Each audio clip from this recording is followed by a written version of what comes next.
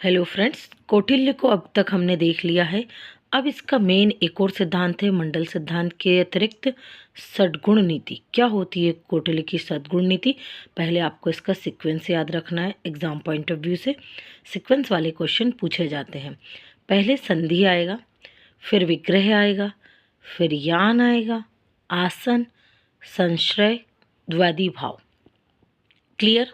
6 चीज़ें आपको याद रखनी है। संस्कृत में 6 को ही षड्गुण कहा जाता है। अब हम देखेंगे यहाँ संधि का तात्पर्य। संधि का मतलब होता है समझौता करना। तो ये कितने प्रकार की बताई है कौटिल्य ने?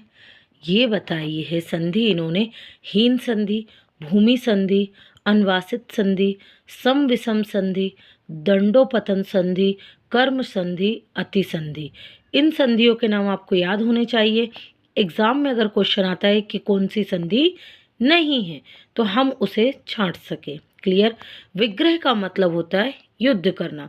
कौटिल्य ने षड्गुण नीति में 3 प्रकार का युद्ध बताया है, ये भी याद रखिएगा। प्रकाश युद्ध, कूट युद्ध, तूषणी युद्ध। अगर आप लोगों को इनकी डिटेल चाहिए तो आप कमेंट कीजिएगा। मैं इन सभी पॉइंट्स की डिटेल भी आपको बताऊंगी कि प्रकाश युद्ध क्या होता है, कूट युद्ध क्या होता है और तूषणी युद्ध क्या होता है। फिर होता है यान।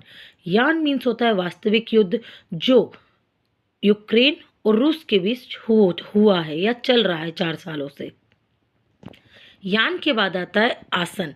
आसन का तात्पर्य होता है तटस्थता, मतलब किसी के बीच में ना बोलना, अपने पॉइंट ऑफ व्यू पे तटस्थ रहना। इसमें 2 तरह की तटस्थता आती है, सांध्य आसन और विग्रह आसन।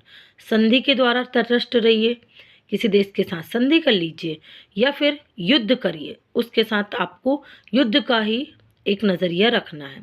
संश्रय, बलवान राजा की शरण में जाना। अगर आप कमजोर देश हैं तो आप क्या करोगे?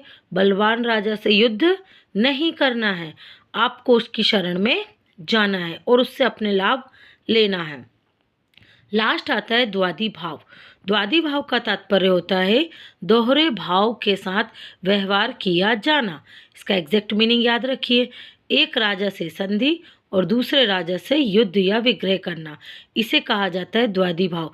द्वादी भाव से रिलेटेड क्वेश्चन आ चुका है तो आप याद रखिएगा। यहाँ एक और चीज़, ये कुछ पॉइंट्स है, इन्हें ध्यान में रखिएगा। विदेश नीति के निर्धारण के 6 तत्व होते हैं।